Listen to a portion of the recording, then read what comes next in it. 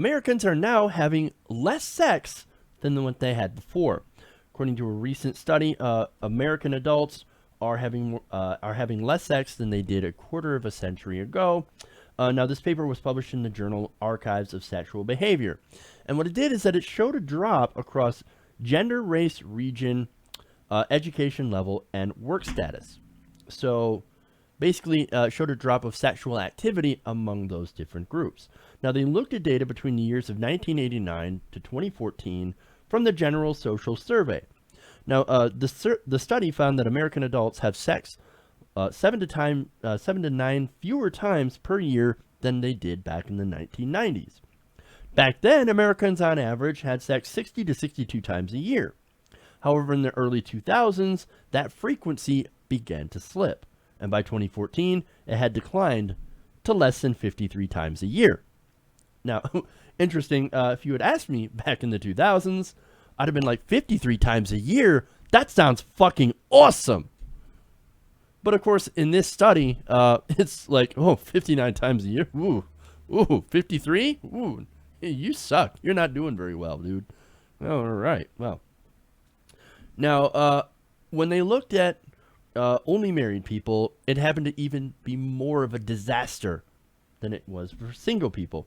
It actually dropped from around 73 times a year in 1990 to around 55 in 2014, bringing the frequency of sexual activity below that of people who had never been married.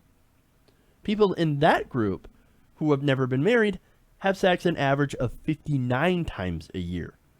Wow. Now, they also point out that some of these numbers are because some Americans are not becoming pairs. They're not coupling up. Now, they said that in the same time period, Americans overall became less coupled. In 1986, 66% of American adults were living with a partner. By 2014, only 59% were, according to GSS data.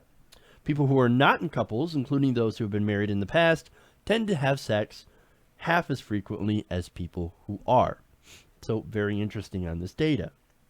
Now, this report does not list the explicit causes for this decline. It basically just looked at the decline, and the factors are anybody's guess. And I've got a few myself. Now, they do cite possible factors include the increased access to entertainment and social media, a decline in happiness among people aged 30 or over, higher incidences of depression, and use of antidepressants associated with sexual dysfunction. Now, those are some of the reasons they laid out for possibilities, but I think they miss a couple. I mean, we are dealing with the millennial age group, right? You know, that's people around 30. I'm 32. I'm in the millennials, millennial generation, and we grew up during the height of the Great Recession. Now, people like me, we've got a lot of student loan debt, low-paying jobs, and different stressors related to those things. These people aren't coupling up or getting married. And, of course, because of that, they're not having as much sex. Why? Because I don't think they can afford to. I mean, think about it. If you're single and you're working 2 jobs to pay the rent and your student loans, to try and pay your student loans off at minimum wage job, 2 minimum wage jobs, you're not exactly in a good position to head out to the bar to try to get laid. Okay? I mean, that's... Or what if you're married, right? You're married and both of you maybe have a lot of debt, and both of you, two-income household, which, by the way, student loan debt is more than $1 trillion at this point. You're not going to have a lot of time to, go to the sheets. Now, you also had another study that pointed out how millennials need to feel they need to be work martyrs. Now, what does that mean? It basically means that they're putting in all these extra hours at work. They're not taking vacation time. They're not taking time off. They're not taking sick time. So what they're doing is they're constantly working to try to make themselves seem like they're invaluable to the company. When you're putting on all that work, all those extra hours, you're not having as much sex, whether or not you're married. So there's that. I really think that a lot of this has to do with the lack of economic opportunity as well as the crushing debt for millennials and other people. Now, again, when it comes to technology, Now they say, oh, well, technology, of course, will stop you from having sex, right? It's actually a lot easier with technology to hook up and have sex. And despite that, Americans overall are still having less sex. It's because we're overworked. And look, Japan has the same problem, right? They're also overworked. They're not having sex as much. They're not hooking up. They're not getting married. They're not having families. Okay. Now, Jean M. Twang, the study's lead author who teaches psychology at San Diego State University and wrote a book, Generation Me, about millennials, asked this question. She says, are millennials less happy and thus having less sex? Or are they having less sex and therefore less happy? It's probably some of both, she answers. We know that sexual frequency is linked to marital satisfaction, so overall, if you have fewer people having sex, you could have people who are less happy and less satisfied with those relationships. Now, a major distractor to American sex lives, according to Pepper Schwartz, a sociology professor at the University of Washington, is the rising necessity of the two-income family.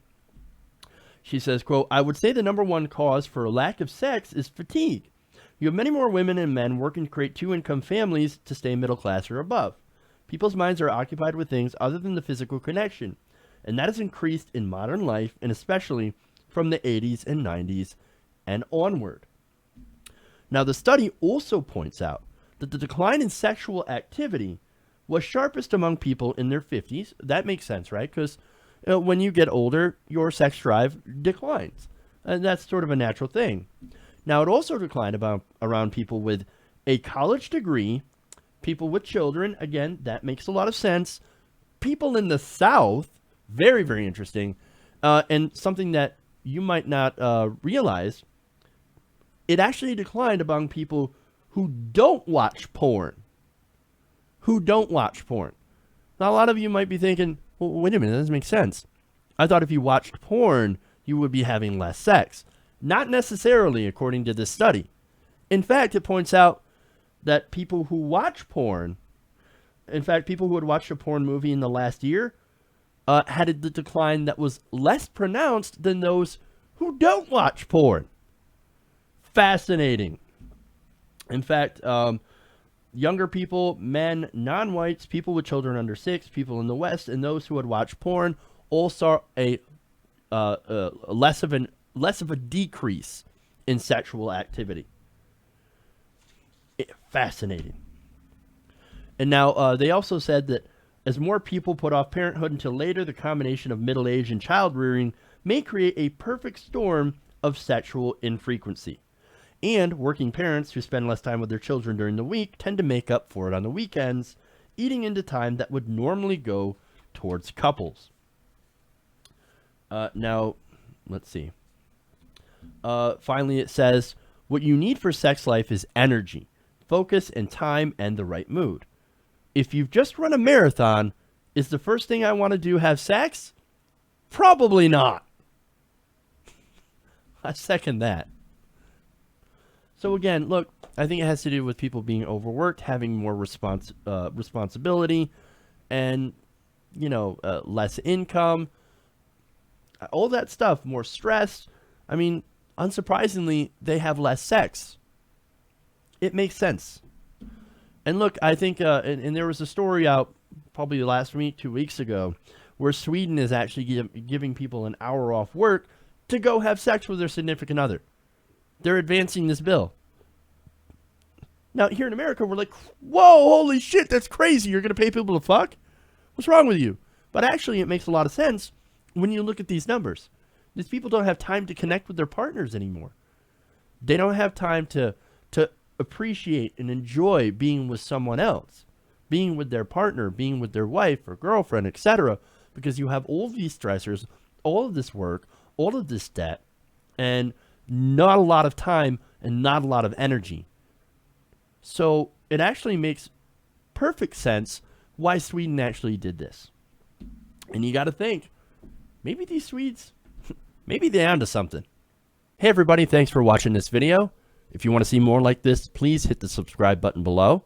And if you want to support truly independent progressive media, please consider becoming a patron at patreon.com/TYTNation.